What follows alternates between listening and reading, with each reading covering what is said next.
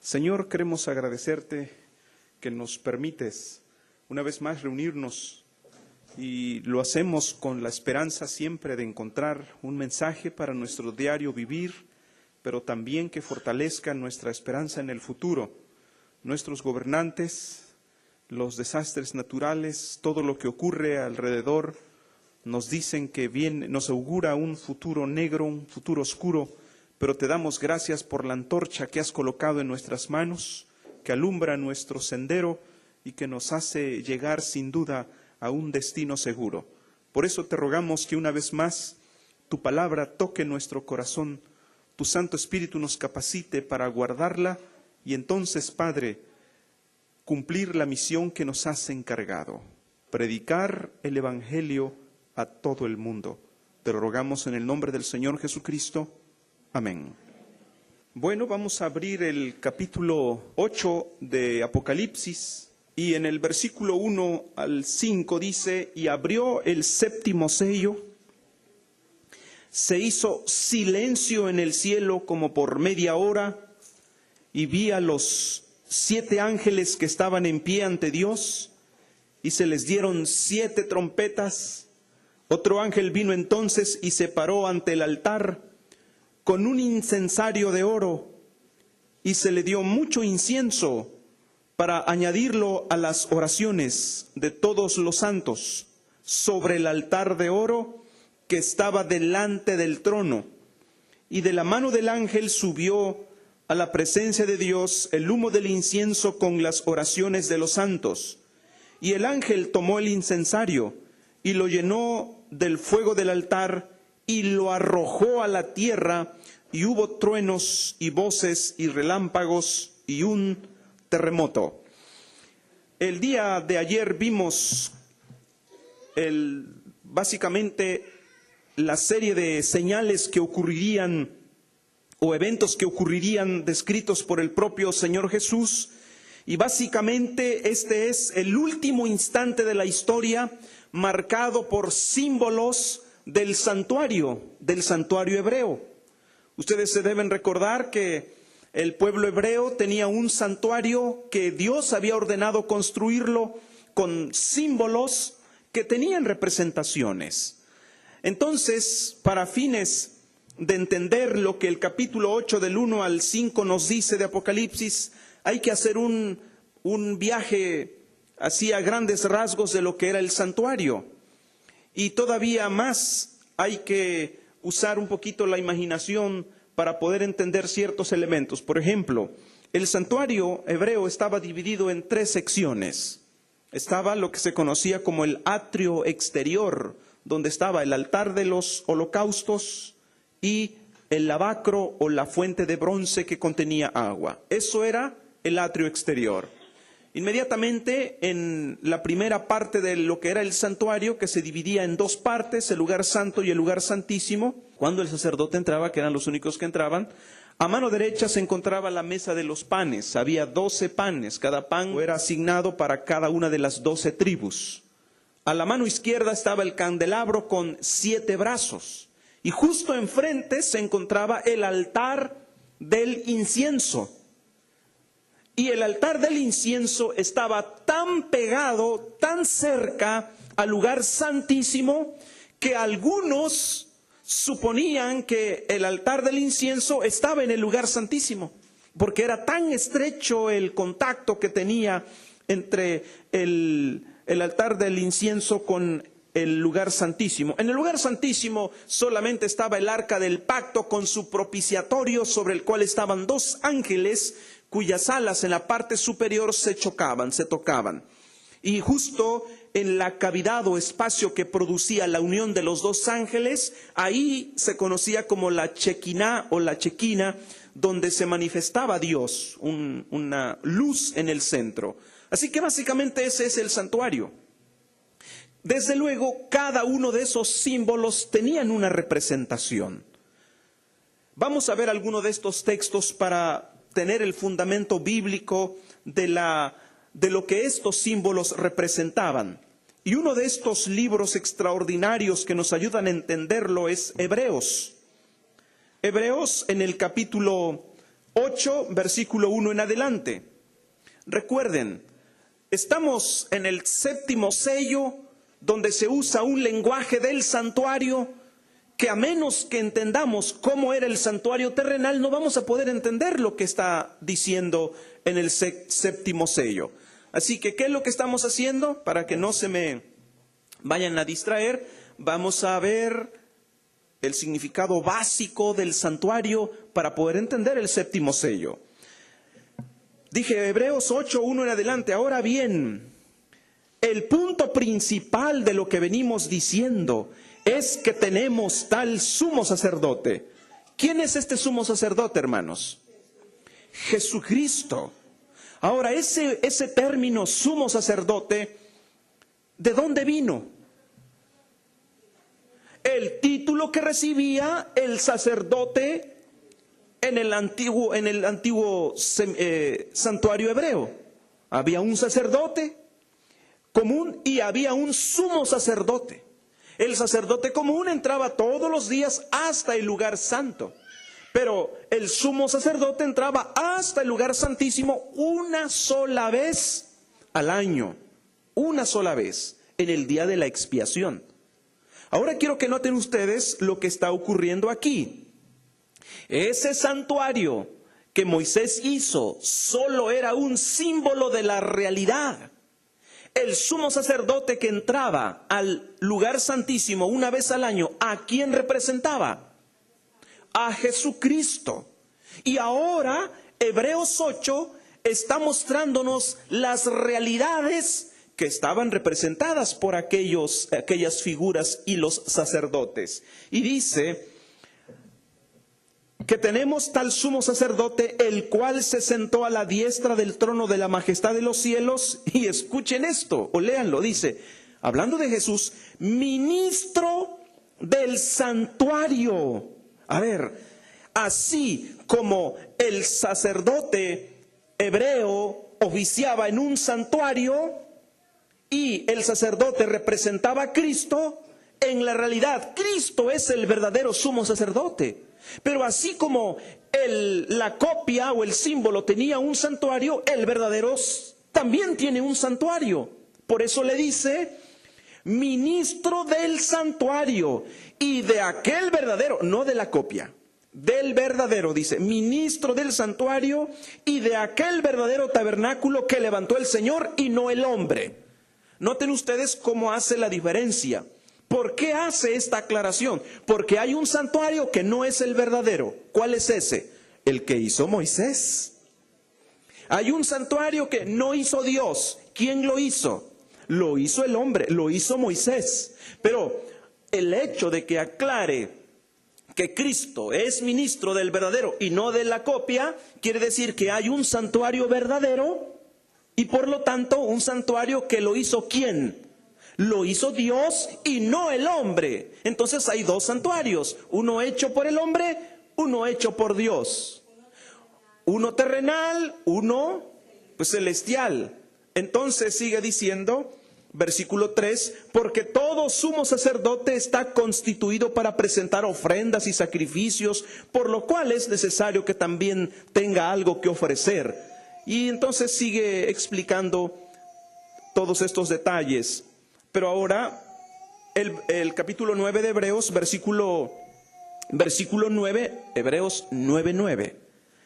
Después de dar una lista, es más, miren, lo que les mencionaba hace un momento, que el altar del incienso estaba tan pegado al lugar santísimo que algunos simplemente ya lo consideraban como que estaba en el lugar santísimo. Y aquí en el capítulo 9, el altar del incienso lo ubica en el lugar santísimo, por esa cercanía. Vamos a leerlo, capítulo 9, versículo 2. Porque el tabernáculo estaba dispuesto así.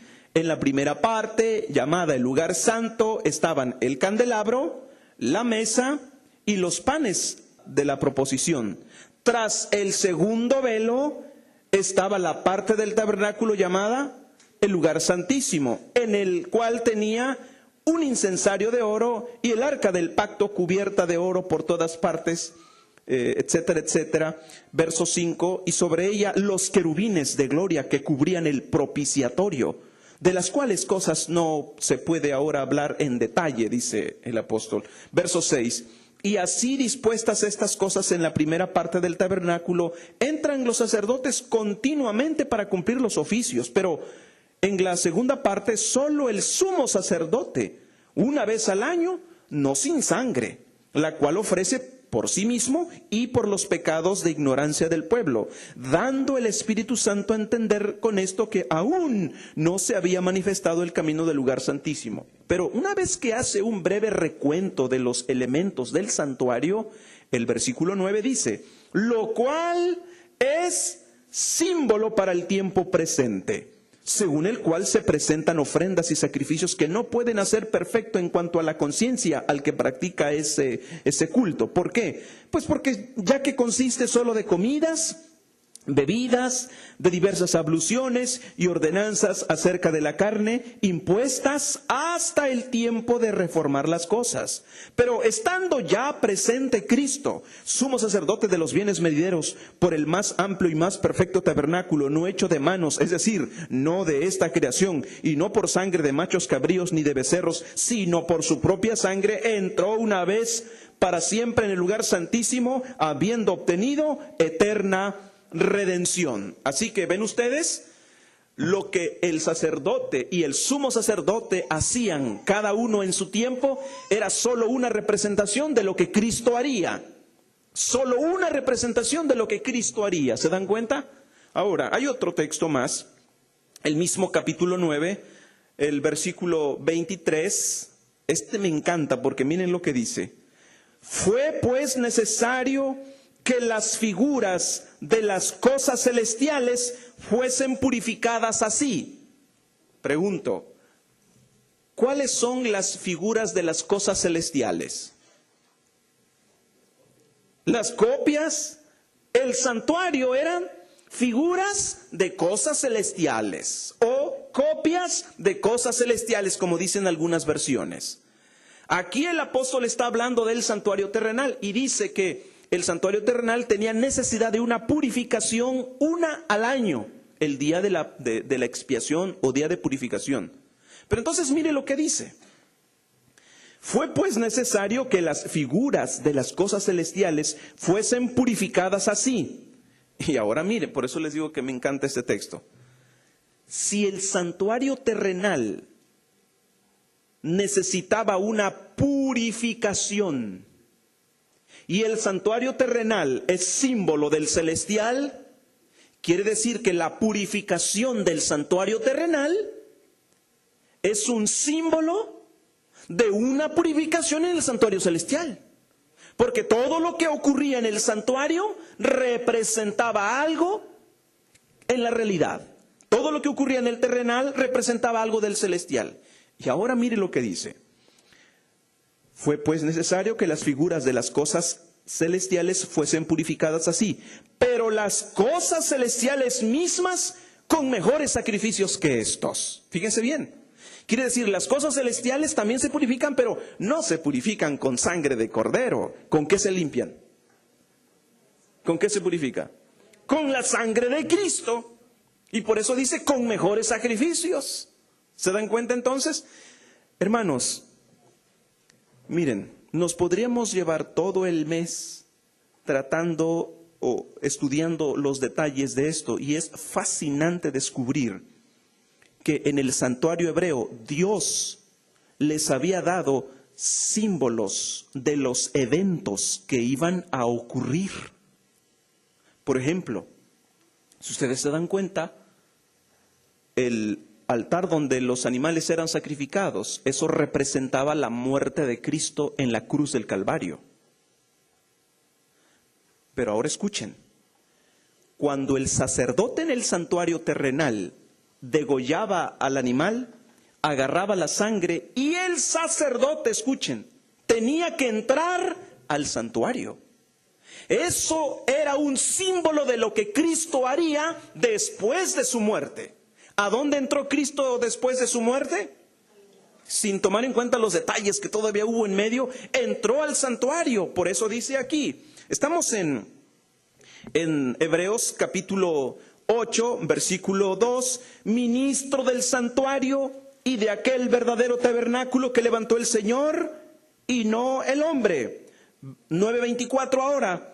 Porque no entró Cristo en el santuario hecho de mano, figura del verdadero, sino en el cielo mismo, para presentarse ahora por nosotros ante Dios. En la tierra, el sacerdote, cuando agarraba la sangre, se presentaba ante Dios, llevándola y la asperjaba sobre la cortina que dividía el lugar santísimo del lugar santo. 7 veces metía el dedo y lo asperjaba, 7 veces para asegurarse que la sangre llegara a la cortina. También en el altar del incienso, en los 4 cuernos, porque tenía 4 cuernos, también se ponía sangre en las 4 puntas. Y el sacerdote luego salía del santuario. Era una actividad diaria, todos los días, mañana y tarde, mañana y tarde, mañana y tarde, todos los días. Ahora, el Señor Jesús, cuando muere después de su resurrección, ya cuando asciende a los cielos, dice aquí, porque no entró Cristo en el santuario hecho de mano. No, entró en el verdadero. En el santuario hecho por Moisés no tenía sentido que Jesús entrara. Esa solamente era una copia. ¿A qué santuario entró Cristo? Entró en el santuario celestial. Ahora, el sumo sacerdote cuando entraba al lugar santísimo llevaba un incensario. Ese incensario también es un símbolo. Si ustedes se dan cuenta, el 7º sello dice que cuando el ángel llevaba el incensario, dice que ese incienso fue añadido a las oraciones de los santos. Quiere decir, oraciones sin incienso no tienen valor. Para que la oración tenga valor, ¿qué se necesita? Incienso. Ahora entonces, ¿qué simboliza el incienso? ¿Se acuerdan en nombre de quién debemos orar? En nombre de Cristo. Le rogamos al Padre en el nombre de Cristo.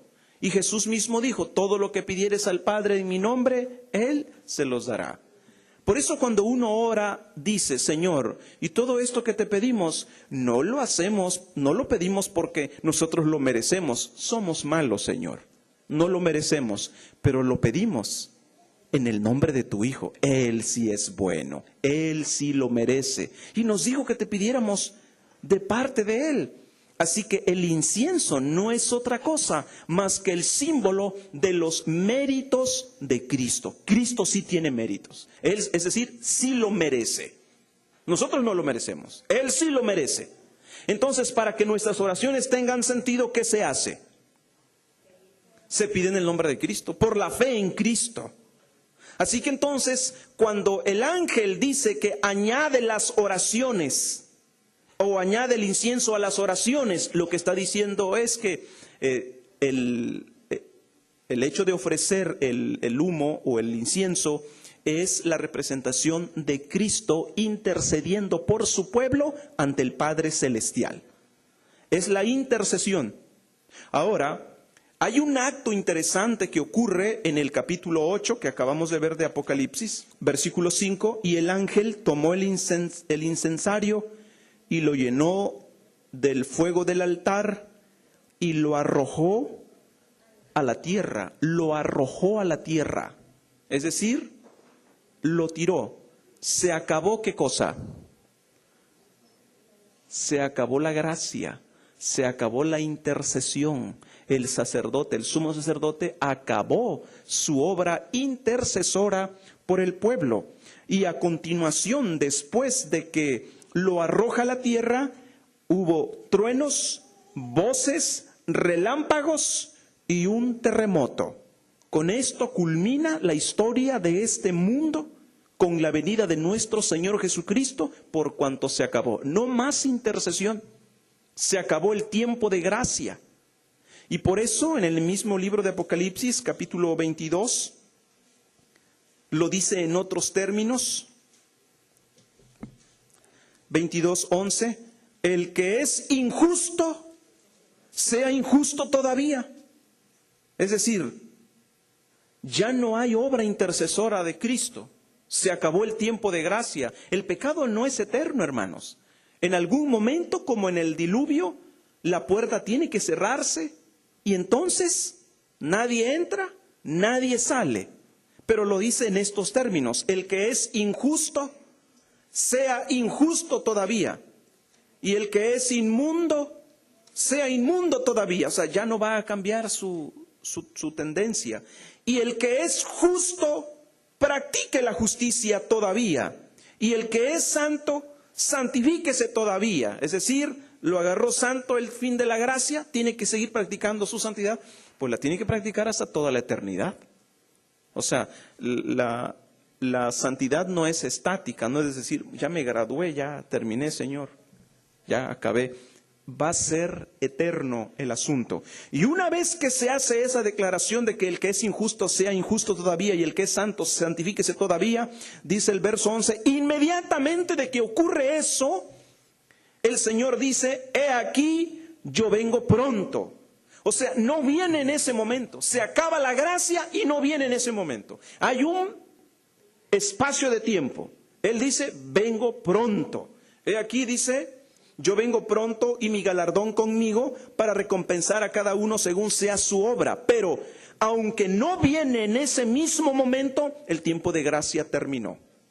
Y es allí donde ocurren el derramamiento de las 7 plagas postreras, donde la ira se manifiesta de forma terrible. Ahora, sin embargo, estimados, quiero que vean ustedes que el hecho de que ya no hay intercesión no significa que ya no tenemos Salvador, ya no tenemos Redentor. Lo seguimos teniendo.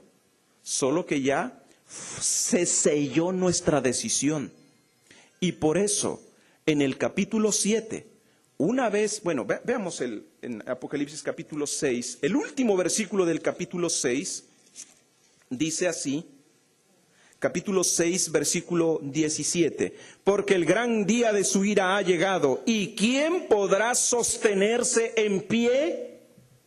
La pregunta es que la cosa se pone difícil, hermanos.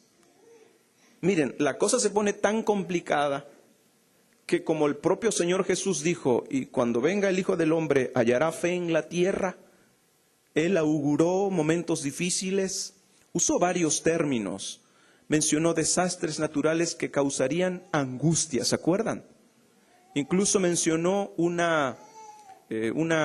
periodo de tribulación donde a causa de los escogidos se acortan aquellos días, porque si no, dice, nadie se salvaría. Es decir, se pondrían difíciles las cosas, y por eso el ángel pregunta aquí, o hay alguien que pregunta aquí, estamos en Apocalipsis 6:17, porque el gran día de su ira ha llegado, ¿y quién podrá sostenerse en pie? La respuesta viene inmediatamente.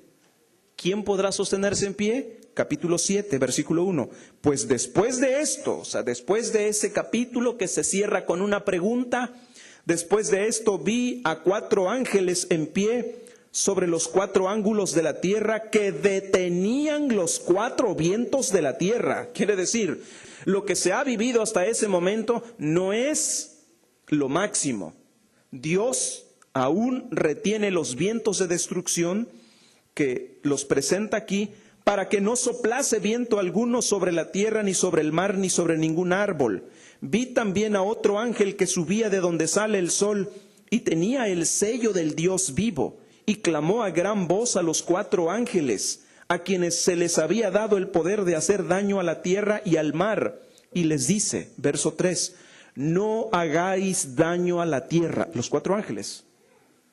No hagáis daño a la tierra, ni al mar, ni a los árboles, hasta que hayamos sellado en sus frentes a los siervos de nuestro Dios. Una vez sellados a los siervos de Dios en sus frentes, entonces los 4 ángeles sueltan los 4 vientos y viene toda esta enredadera de desastres que ocurren profetizados en varias partes de Apocalipsis. Pero quiero que vean ustedes entonces el desenlace. El 7º sello habla de la última parte de la historia de este mundo en el momento en el que el Señor Jesús aparece sobre las nubes de los cielos. Pero ahora, volvamos al capítulo 22 entonces. Capítulo 22. Ya vimos que los 4 ángeles reciben la orden. Por favor, dice, sigan deteniendo los vientos, no los suelten. Primero necesitamos sellar, elegir y marcar. Y una vez que se ha sellado, pues es el mismo lenguaje que está usando. El que es injusto va a seguir injusto. Es decir, el que no fue sellado va a seguir sin sellar. El que sí fue sellado, el que es santo, seguirá santificándose. Y ahora sí, se sueltan los vientos de destrucción, pero los hijos de Dios no perecen, pues ya están sellados, está garantizada su vida eterna. Pero hay un periodo de tiempo en el que, aunque Jesús no aparece, ya se acabó la gracia. De hecho, en 2 ocasiones el Señor Jesús mencionó algo de esto. Por ejemplo, deje ver si es Lucas capítulo 17, versículo 25 en adelante, pero primero es necesario que padezca mucho y sea desechado por esta generación. Verso 26, como fue en los días de Noé, así también será en los días del Hijo del Hombre. Comían, bebían, se casaban, se daban en casamiento, hasta el día en que entró Noé en el arca y vino el diluvio y los destruyó a todos. Ahora, si ustedes ven, el Señor Jesús está hablando del último momento de la historia antes que aparezca Él sobre las nubes. Dice que va a ocurrir exactamente como en los días de Noé. Claro, Él da algo de información de lo que ocurrió en Noé, pero es nuestro deber ir a Génesis y ver qué ocurrió con los antediluvianos o los que vivieron el diluvio. ¿Qué ocurrió? Vamos a Génesis en el capítulo, que es capítulo 6 o 7. Bueno, el 6 y el 7 hablan sobre esto. Y dice, bueno, recuerden, el Señor Jesús dijo que antes de que Él viniera, dice que los días serían muy parecidos a los días de Noé. Y entonces Él allá dice que los días de Noé se caracterizaban por gente indiferente. Se casaban, se daban en matrimonio, etcétera. Es decir, la gente no tenía tiempo para Dios. O sea, no les interesaba. Pero no les hablen de un baile porque los boletos se agotan.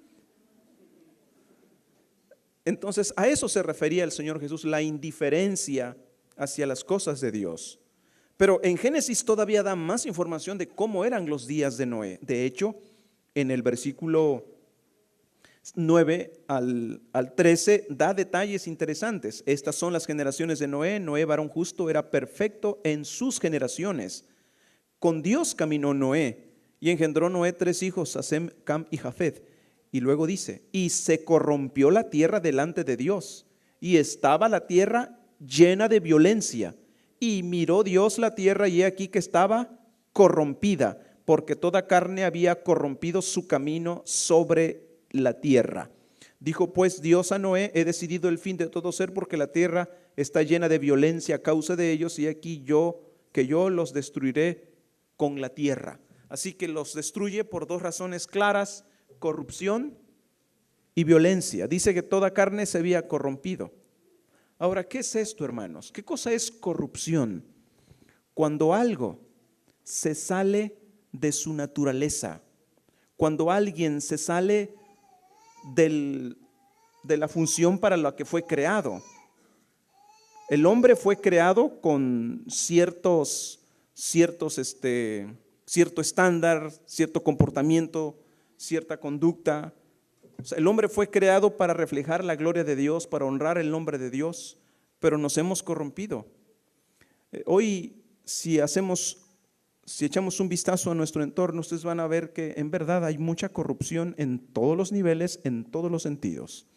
Matrimonios gays, adoptando hijos, lesbianas, etcétera. Si ustedes ven que todo ello, pues definitivamente está saliendo del cuadro establecido originalmente por Dios. Dios hizo el matrimonio entre un hombre y una mujer. Eso es lo natural. Pero el hombre se sale de lo natural, a eso se le llama corrupción, se sale de su punto. Esa es una cosa que podríamos, hay mucho material para hablar sobre eso. El otro asunto es la violencia. ¿Alguien sabe qué es violencia? Violencia, hermanos, es un rasgo distintivo que nos caracteriza en la actualidad. Corrupción y violencia. Y Jesús dijo, como en los días de Noé, así va a ser. Pero ahora sigan leyendo en el capítulo 7. Dijo luego Jehová a Noé, entra tú y toda tu casa en el arca, porque a ti he visto justo delante de mí en esta generación. De todo animal limpio tomarás 7 parejas, macho y su hembra, mas los animales que no son limpios, es decir, animales inmundos, solamente una pareja, el macho y la hembra. Por ejemplo, el marrano, solo un marrano y una marrana. La vaca, 7 machos, 7 hembras. Entonces, animales limpios, 7 parejas, animales inmundos, una sola pareja. Nomás que ya los marranos se multiplicaron más que las vacas.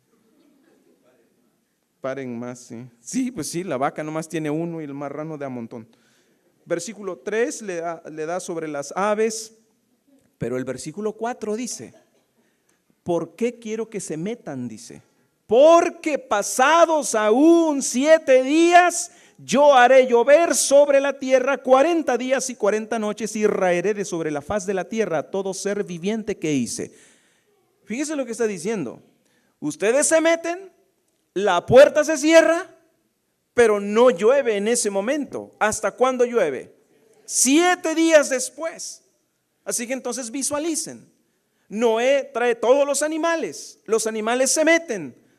Quiero pensar que Noé dijo, muy bien, amigos, llegó la hora. Miren que hubo señales sorprendentes, hermanos. Hubo señales sorprendentes antes que terminara el tiempo de gracia, antes que la puerta se cerrara y ya nadie pudiera entrar. ¿Qué clase de señales? Hermanos, los animales. Un día en mi casa teníamos, no sé, no recuerdo qué clase de pájaro era, una paloma o algo. Se metió en la casa. O más bien se salió de la jaulita y estaba en la casa. No la podíamos agarrar adentro de la casa. Un triste pajarito no lo podíamos agarrar. Entonces hasta que a alguien se le ocurrió agarrar una sábana y cuando venía el pobrecito la extendió así, y chocó y pum, cayó ahí como en una red. Y así éramos como 5 que no podíamos agarrar ese dichoso pajarito. Ahora imagínense ustedes cómo puede Noé meter tantos animales, incluyendo aves, por eso quise leer el versículo 3, incluyendo aves, introducirlas en esa arca. Imagínense ustedes, ¿cómo pudieron? ¿Eran señales o no eran señales? ¿Cómo podían los animales? Yo les garantizo, ángeles guiaron a esos animales. Una señal poderosa. ¿No les captó la atención eso? Pues recuerden, como en los días de Noé, así también será ahora, en el tiempo del fin. La gente ve señales y no. Mucha indiferencia, dijo el Señor Jesús. Se casaban, se daban en matrimonio. No que sea pecado casarse, pero el Señor lo está mencionando como que para ellos es más importante la vida terrenal y no hacen provisión para el futuro, para la vida celestial. Entonces noten ustedes, los animales comienzan a meterse y ahora, que es una señal contundente, el pueblo tiene la última oportunidad. Noé se para cerca de la puerta y les dice, amigos, llegó la hora, tenemos que meternos. Pero la gente se burla. No sé qué explicación habrá dado a ese fenómeno de ver tantos animales, incluyendo aves, como se metieron ahí Si para meter un pajarito en una jaula es cosa complicada, ahora imagínense al aire libre en todo el espacio, ¿cómo puede meter 7 palomas, 7 palomos? 7 gorriones, 7 gorrionas. Tenía que meter 7 parejas de los limpios, 7 de los inmundos. Pero ahora fíjense bien, Noé finalmente se mete y les dice, perfecto, se acabó, amigos. Dios me dijo que me metiera, me voy a meter. Se mete, Dios cierra la puerta, se cerró la puerta. Vamos a imaginarnos que fue ¿qué día? Un sábado. El sábado se cierra la puerta, pum. Se oculta el sol y toda la gente ahí, vamos a ver a este loco, ya se metió allá al arca, mira, ya va a ser de noche y nunca se nubló. No, el domingo amaneció y vamos a ver si aquel todavía está allá adentro, vamos. Y ahí vienen a ver, ahí está adentro, ahora no pueden salir, vamos clavándole por fuera para que no se salgan. Yo me quiero imaginar, porque la gente es muy creativa para la maldad. Pídale que haga una buena obra, pues no se me ocurre nada. Pero pídale que haga una maldad, le sobran ideas. Así que quiero imaginarme que llegan el domingo, empiezan a rodear el arca y quizá burlándose, hey Noé, no se han ahogado. Y el lunes, segundo día, el lunes, el martes lo mismo, el miércoles, el jueves. No hombre, estos pobres ya se han de estar muriendo de hambre. Imagínense ustedes todos los animales, 4 días, 5 días, 6 días. No hombre, estos pobres. Les dijimos que estaban locos. ¿Cómo se les ocurre pensar que va a llover? Jamás ha llovido. 6 días, hermanos, pero el 7º día se empieza a nublar. Si alguien hubiese querido entrar el miércoles, la puerta se había cerrado y todavía no llovía. Si alguien quería entrar el viernes, no podía. El sábado, 7 días después de que se ha cerrado, comienzan los nubarrones, comienza a caer agua, y si alguien se quería meter en ese momento, ¿creen que podía meterse? Si no se podía el domingo, un día después de que se cerró, a los 7 días tampoco se podía meter. Cuando yo era jovencito, adolescente, tenía un libro que se llama Mis primeros pasos. Era una Biblia para niños. Y allí me llamaba mucho la atención una escena interesante del diluvio, donde ya estaban los nubarrones, pero sí negros, y empezaban las primeras gotas de agua, pero gruesas, las pintó el dibujante. Y entonces me llamó la atención que en esa escena venía un hombre con su saquito de dinero. O sea, él no dejó su dinero, él quería meterse ahí tocando, ábrenos Noé. Y otras personas corriendo traían sus pertenencias más valiosas que podían llevar para meterse al arca.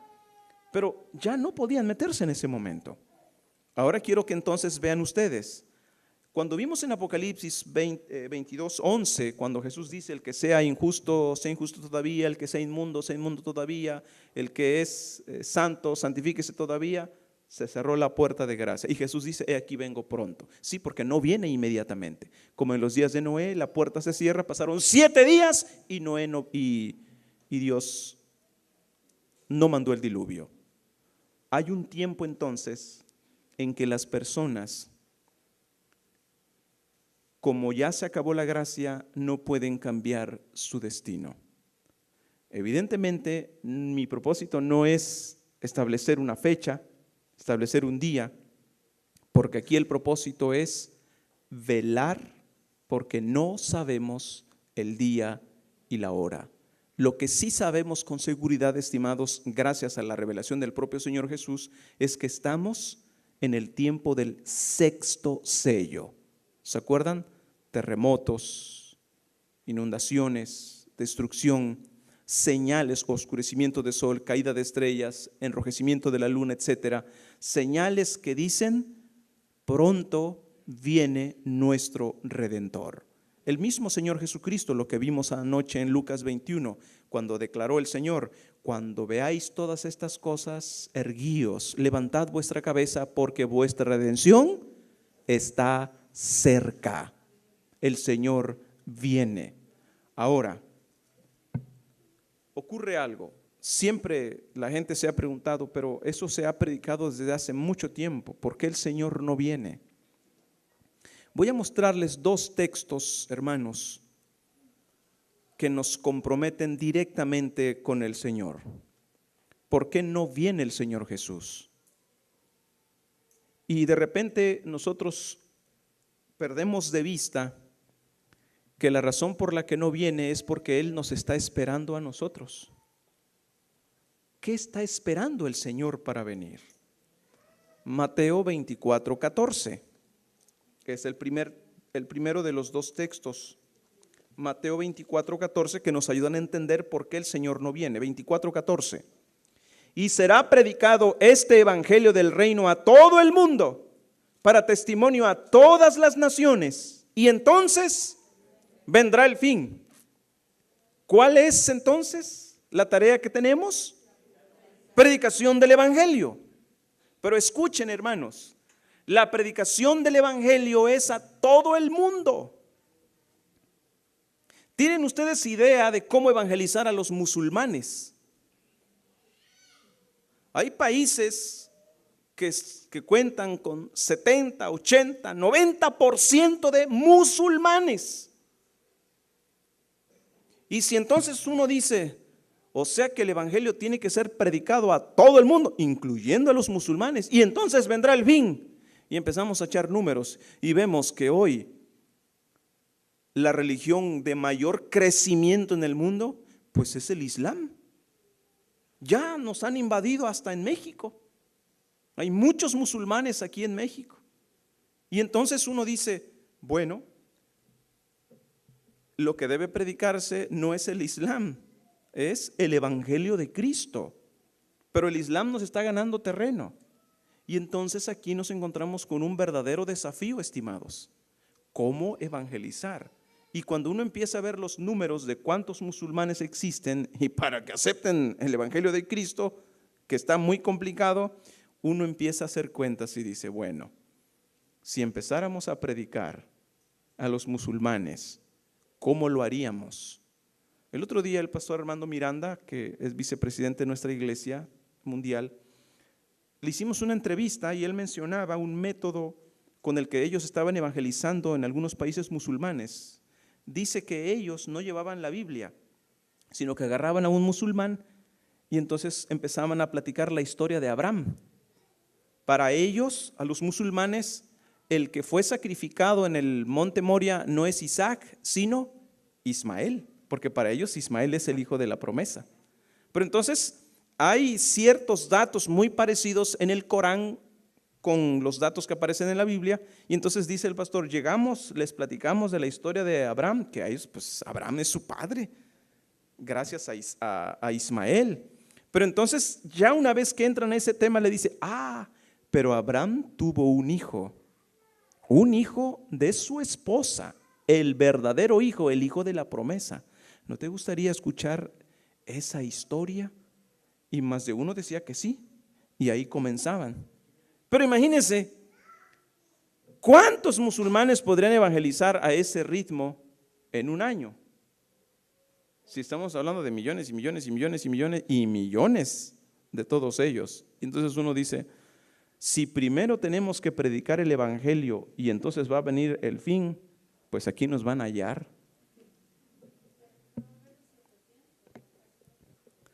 Bueno, ahora aquí viene el asunto. ¿Ustedes han visto esas noticias que dicen países musulmanes se rebelan contra sus gobiernos? Fíjense bien, ¿se acuerdan cuando el socialismo, por ejemplo, en Rusia era un verdadero obstáculo para predicar el evangelio? No podían entrar. Pues ¿qué fue? Allá por el 90, 91 que cae el socialismo en Rusia, se viene abajo.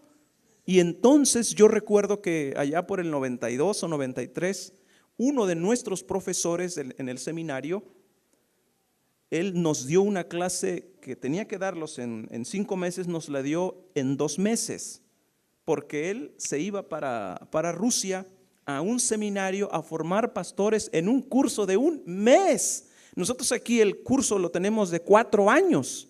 Ellos en 1 mes estaban preparando a pastores para predicar en Rusia, allá en el 92, 93. Porque cuando el socialismo cayó, entonces ¿qué pasó? Se abrió, hubo apertura y comenzó. Y ahora ustedes investiguen cuántos cristianos hay en Rusia y en todos estos lugares socialistas donde el cristianismo no entraba. Pues el socialismo cayó, las barreras cayeron y lo que parecía imposible finalmente cayó y el cristianismo conquistó. ¿Se acuerdan cuando los apóstoles fueron enviados para predicar a todo el mundo? ¿Y cómo predicar si solamente saben un idioma y los demás muchos idiomas? Pues cuando el idioma fue una barrera, el don del Espíritu Santo llega para darles el don de lenguas y entonces las murallas del idioma se vienen abajo, como recientemente se vienen abajo las murallas del socialismo. Y ahora empezamos a avanzar y ¡pum!, nos topamos con una muralla de concreto de los musulmanes. Pero sorpresa, los países musulmanes se rebelan contra sus gobiernos dictadores. Y entonces, ¿qué ocurre? Ellos están luchando por un gobierno democrático, no quieren más. Hermanos, gobernantes de 20, 30, 40 años y gobiernan dirigidos por el Corán. Pena de muerte a quien predique una religión que no sea del Islam. Y entonces, por consecuencia, no entra ninguna religión. Pero los países comienzan a rebelarse contra sus propios gobiernos. ¿Y qué pasa? Se abre entonces. Y estimados, mucho me temo que pronto, así como en los países socialistas el cristianismo comenzó a entrar por la puerta ancha, finalmente el evangelio de Cristo comenzará a entrar en estos países islámicos. Entrará el evangelio de Cristo por la puerta ancha para cumplir lo advertido por nuestro Señor Jesucristo. Y por eso pienso, no debe preocuparme los millones de musulmanes, escuchen esto, no debe preocuparme los millones de musulmanes que hay que conquistar con el evangelio de Cristo.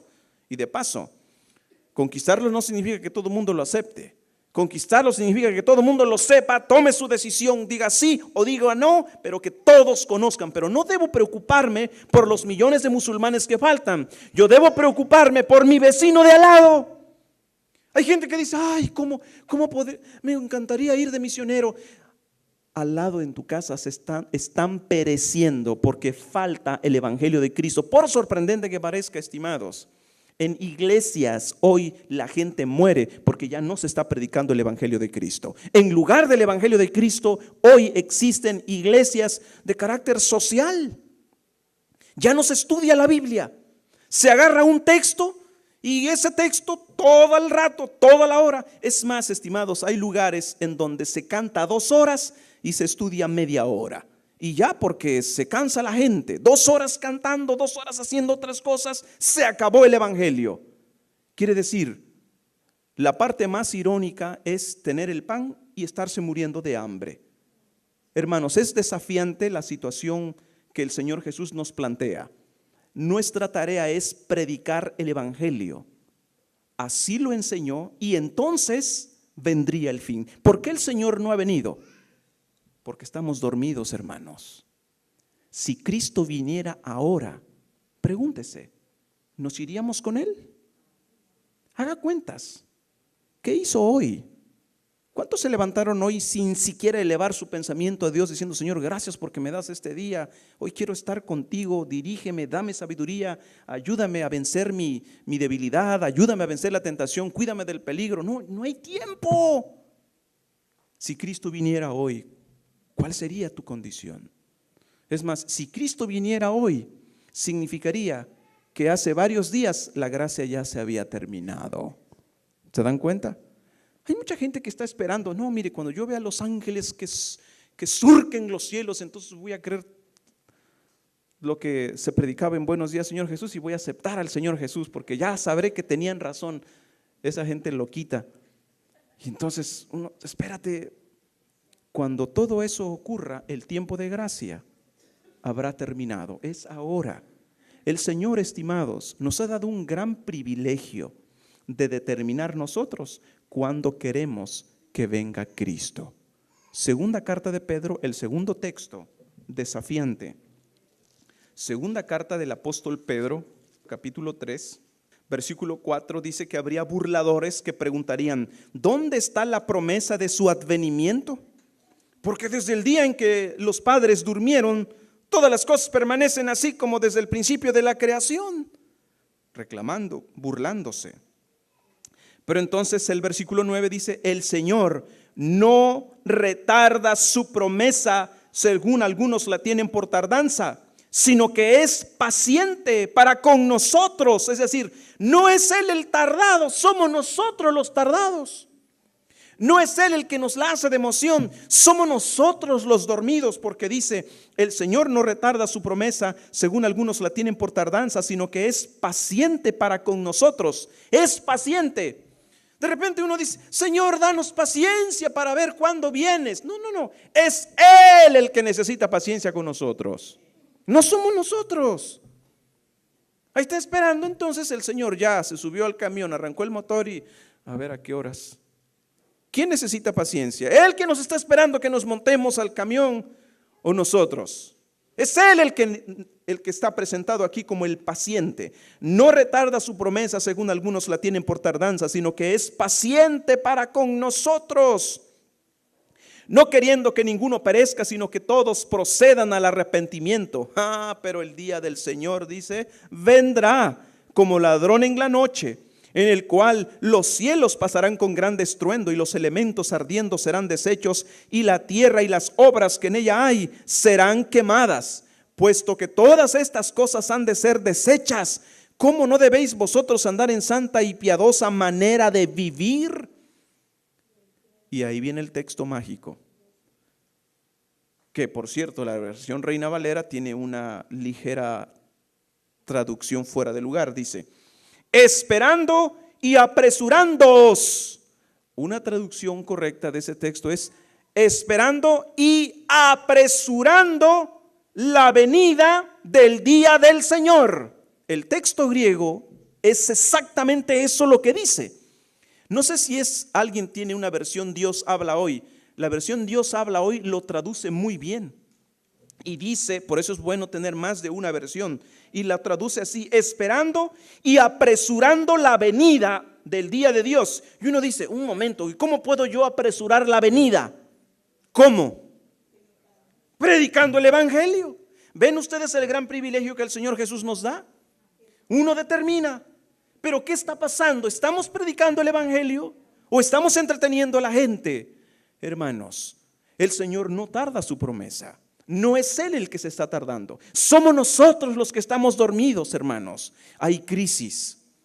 Hay mucha crisis. Yo he encontrado personas que de plano, hermanos, no es que quiero hacerlos sentir mal, pero usted les da un nombre de un libro. A ver, busquemos en el libro de Habacuc. Buscan en Génesis. O peor aún, buscan en el Nuevo Testamento, o uno del Nuevo Testamento lo buscan en el Antiguo Testamento. Eso es una demostración clara y sencilla de que la gente está muy poco familiarizada con la Sagrada Escritura. Hermanos, hay crisis.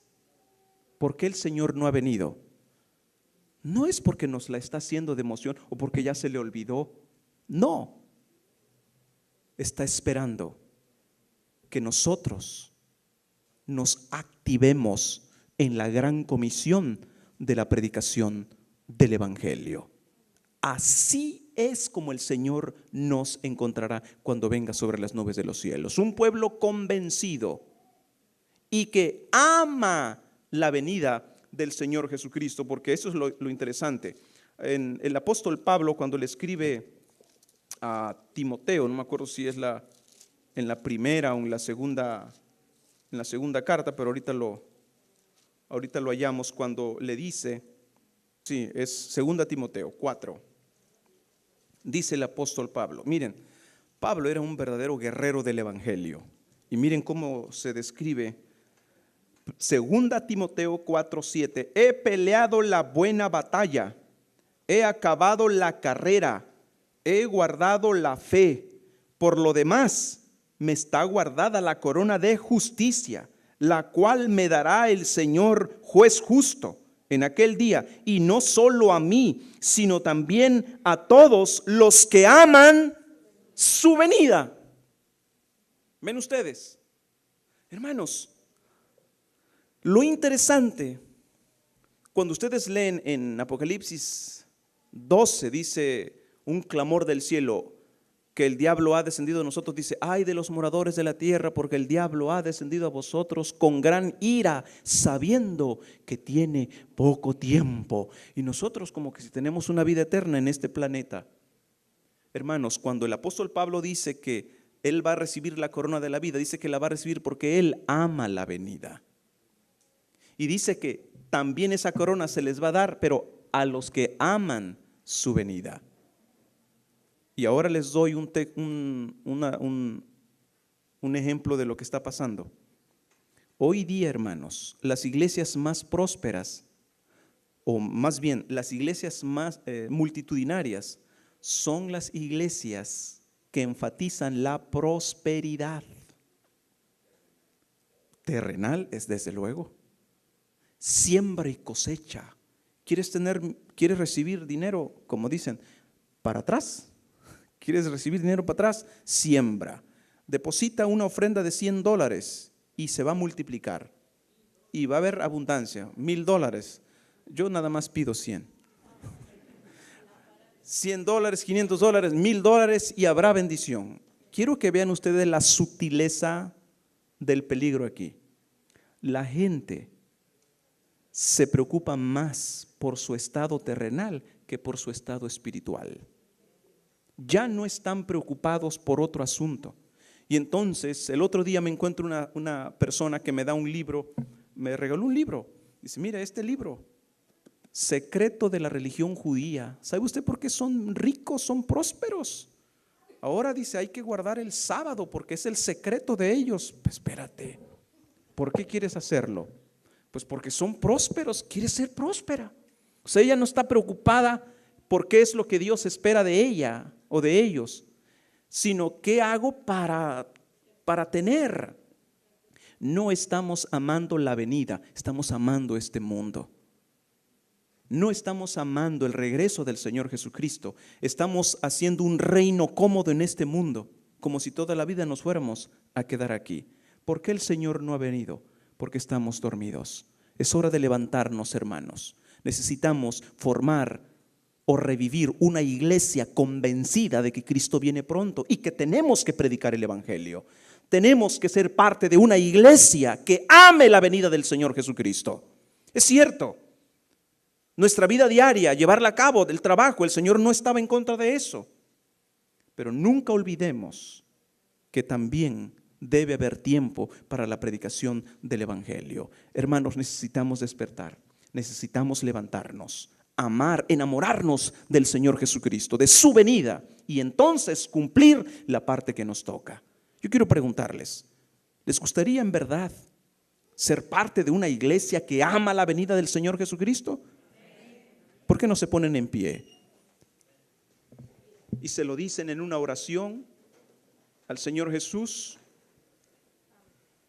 Padre, escucha el corazón de mis hermanos. Su amén fue la respuesta a tu llamado. No queremos ser más, Padre, parte de una iglesia dormida. Queremos que nuestra iglesia sea una iglesia despierta. Y queremos rogarte en el nombre de Jesús que nos ayudes entonces a iniciar por nosotros mismos el celo por la predicación del evangelio. Ayúdanos a compartir con otros lo que tú nos has enseñado a través de una revista, a través de un libro, a través de un video, a través de un audio. Padre, ayúdanos a invertir en estos recursos para pregonar el evangelio a todo el mundo, Señor. Por favor, Padre, ayúdanos a ver con claridad el cumplimiento de los tiempos, las señales, pero sobre todo, Señor, ayúdanos a ver con claridad el papel que nos toca desempeñar. Tú nos has dejado una tarea clara, predicar el evangelio, y nosotros queremos cumplirla. Por favor, Padre, guarda este deseo en nuestro corazón y ayúdanos a vivirlo desde ya, invitando a nuestros amigos que se unan para el estudio de tu palabra y los tiempos que estamos viviendo. Por favor, te lo pedimos en el nombre de nuestro Señor Jesucristo. Amén. Yo me siento contento porque ustedes pueden sentarse, gracias, porque ustedes han invitado amigos, vecinos. Háganlo. Tal vez alguien no tenga el valor de dar un estudio bíblico y decir, mira, te voy a enseñar. Invite a las personas. Solo tiene que invitarlos. Comparta un folleto, comparta una revista, comparta un video, comparta un audio. El mundo tiene que saber que Cristo viene pronto. Hermanos, no tenemos derecho a llamarnos cristianos si no amamos la venida de Cristo. Necesitamos levantarnos, no en armas, hermanos, no en armas. Necesitamos levantarnos de nuestro sueño sabiendo que el tiempo se agota. Hermanos, el pecado no es eterno, tiene que llegar a su fin. Necesitamos levantarnos y predicar el Evangelio. Por favor, empecemos a practicarlo desde ahora. Invitemos, compartamos, oremos por las personas en el nombre del Señor. Que el Señor les bendiga.